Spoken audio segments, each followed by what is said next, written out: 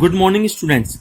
बेटा, आपने ये जो चैनल ओपन किया है, इस चैनल को ओपन करने का मतलब है आपको जर्नल एंट्री सीखनी है।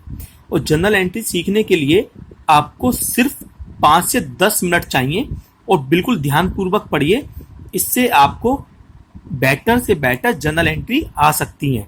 लेकिन इस चैनल का पूरा पढ़ना है, आपको ये वीडियो पूरी पढ़नी है, ठीक है। अब बिना टाइम वेस्ट करे मैं सीधा सीधा जर्नल एंट्री की ओर आता हूं। आपको मैंने लिख रखा है अकाउंट। तो अकाउंट को हमें सिखाया गया है, अकाउंट के 2 रूल होते हैं, है ना। 2 साइड होती हैं, 2 साइड, एक डेबिट और एक क्रेडिट। तो मैं यहाँ क्या लिख देता हूँ, यहाँ तो सारी डेबिट साइड लिखूंगा, ठीक है बच्चों। यहाँ लिखूंगा सारी आपकी क्रेडिट साइड। अब डेबिट साइड और क्रेडिट साइड का मतलब हो गया कि यहां पर तो कम इन, यहां लिखना है हमें गोज आउट। क्या लिखना है बेटा, कम इन और गोज आउट। अब कम इन मतलब जो हमारे पास आया, गोज आउट मतलब जो हमारे पास से गया। अब सबसे पहले आपको यह करना है कि हम जब भी जर्नल एंट्री बनाएंगे तो हम हमेशा बिजनेस के बारे में सोचें, बिजनेस को मानकर सोचें, ना कि मालिक को मानकर सोचें। क्योंकि अकाउंट व्यू में मालिक यानी कि ओनर और बिजनेस दोनों सेपरेट होते हैं। अब सेपरेट का मतलब हो गया कि जब हम बिजनेस मान के सोचेंगे तो मालिक अदर पर्सन हो जाता है, यानी हमारी लायबिलिटीज होता है। और यदि हम मालिक मन के सोचे हैं तो हमारी एसेट हो जाती है। लेकिन हम लायबिलिटीज के बारे में बात करेंगे, हम बिजनेस के बारे में बात करेंगे। सबसे पहले मान लीजिए कोई भी मालिक है, कोई भी ओनर से वो बिजनेस स्टार्ट करता है। और जब बिजनेस स्टार्ट करता है तो वो अपने पास से क्या क्या लगा सकता है, एक तो कैश, है ना। एक इसके बाद आपका क्या लगा सकता है, फर्नीचर या गुड्स या अदर आइटम्स। जो भी लगाए तो वो बिजनेस के अंदर आएगा। और जब बिजनेस के अंदर आएगा तो हमारे पास किस नाम से आएगा, कैपिटल के नाम से आएगा। क्योंकि सबसे पहले मालिक क्या करता है, बिजनेस स्टार्ट करता है। तो बिजनेस स्टार्ट करने के लिए मालिक जो भी इन्वेस्ट करता है उसे कैपिटल के नाम से बोलते हैं। अब ये जर्नल एंट्री कैसे बन गई, सर आप ये पूछेंगे सर हमने तो लिखा है, अब जर्नल एंट्री कहां बनी है। तो जर्नल एंट्री के लिए आपको 5 रूल तो मतलब वो आते हैं, जो भी आपको कॉलम खींचने हैं। जैसे आपको डेट, पर्टिकुलर, एलएफ, अमाउंट, उन सब में मैं टाइम वेस्ट नहीं करना चाह रहा बेटा, ठीक है। अब आप सीधा पढ़िए।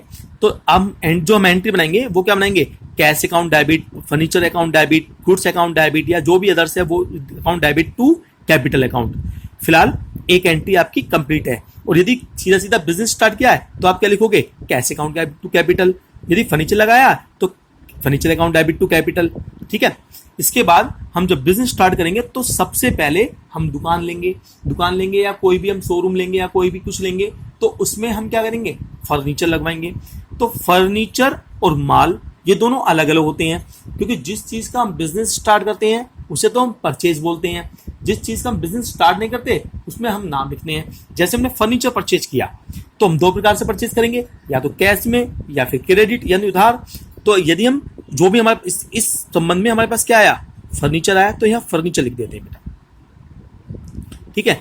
हमारे पास से क्या गया, कैश, या उस पर्सन का नाम लिख दो अगर कैश नहीं गया तो, जिससे हमने खरीदा। जैसे राम, हरि, मोहन, विशाल, या जो भी आप लिखना चाहें वो लिख दो, जो भी आपको दे रखा हो एंट्री में ना। इसके बाद हमें क्या करना है, अब हम परचेज करते हैं कोई भी माल को। जब माल को परचेज करते हैं तो यहाँ लिखेंगे परचेज।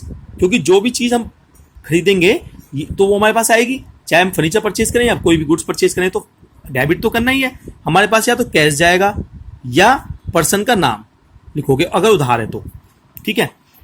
मतलब आने वाला डेबिट और जाने वाला क्रेडिट। क्रेडिट में अगर कैश है कैश, और यदि पर्सन का नाम है तो पर्सन। जैसे उसके बाद हमने कोई माल बेचा तो माल बेचने को हमारे पास क्या आया, कैश आया। अगर हम कैश में बेच रहे हैं और यदि हम उधार बेच रहे हैं तो उस पर्सन का नाम आया। हमारे पास से क्या गया, माल बेचने को हम सेल्स कहते हैं बेटा। क्या कहते हैं हम, सेल्स। क्योंकि परचेज हमेशा डेबिट होती है, सेल्स हमेशा क्रेडिट होती है, अगर वो डोनेशन वाली ना हो तो, ठीक है। अगर डोनेशन में है तो परचेज हमारी क्रेडिट हो जाएगी। जैसे हमने चैरिटी गुड्स परचेज करा और उसके बाद हमने चैरिटी में दे दिया तो क्या लिखे हम, चैरिटी डेबिट टू परचेज। सीधी को बाद में बताऊंगा बेटा मैं आपको ना। इसके बाद हमने परचेज किया हुआ कोई माल हमें पसंद नहीं आया और हमें वापस करना पड़ जाए तो वो हमारे पास से पर्सन आएगा, है ना, और क्या ले जाएगा, अपना परचेज करा हुआ माल ले जाएगा, यानी परचेज रिटर्न लिखेंगे इसको हम। और यदि हमने माल बेचा और सेल किया और वो हमें माल वापस दे गया तो हमारे पास माल आएगा तो हम क्या लिखेंगे, सेल्स रिटर्न किस जो पर्सन से आया उस पर्सन का नाम। ठीक है बेटा, ये तो हमारे क्लियर हो गई। इसके बाद अगर हम कोई भी एक्सपेंसेस करें तो ऑल एक्सपेंसेस आल्सो डेबिट।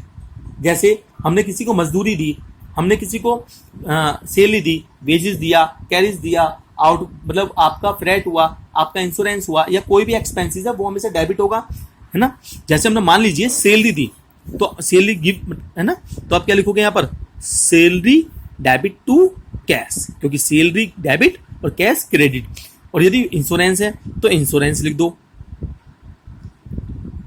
यदि वेजेस है तो वेजेस लिख दो, अगर कैरिज है तो कैरिज लिख दो, अगर 2-3 एंट्री एक साथ हो तो कंबाइंड एंट्री बना दो चाहे आप। तो ये हमारा एक्सपेंस हो गया। तो हमारे पास से क्या गया, कैश। यहां पर पर्सन का नाम नहीं आता, ठीक है, क्योंकि हम हमेशा उस पर्सन का नाम लिखते, हम हमेशा कैश लिखते हैं यहां पर अगर हमने पेड कर दिया तो।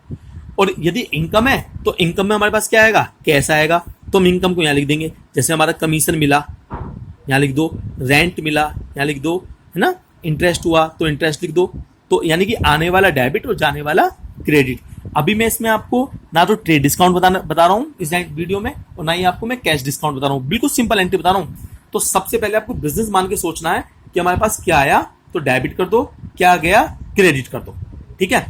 तो अब इन एंट्रियों को बिल्कुल सिंपल एंट्री बनानी है आपको। तो कम इन डेबिट और गोज आउट क्रेडिट।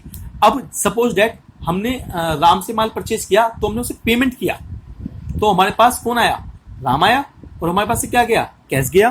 तो हम यहाँ क्या लिखेंगे, राम को डेबिट कर देंगे, कैश को क्रेडिट कर देंगे। अगर हमें चेक से किया है तो बैंक लिख देंगे, सही है।